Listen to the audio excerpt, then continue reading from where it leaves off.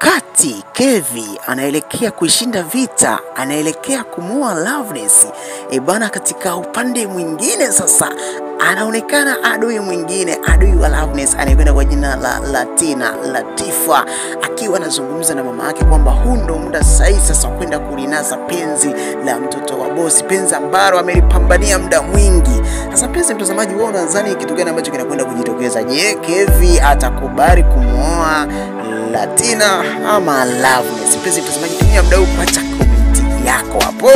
Wewe unatamani Latifa aolewe na Kevi ama vipi?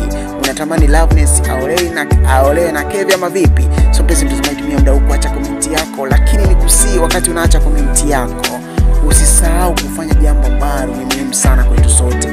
Usisahau kubonyeza alama neno subscribe chini ya video. Ukibonyeza alama neno subscribe itakuwa rahisi zaidi kwako kupata mwendelezo wa review zetu.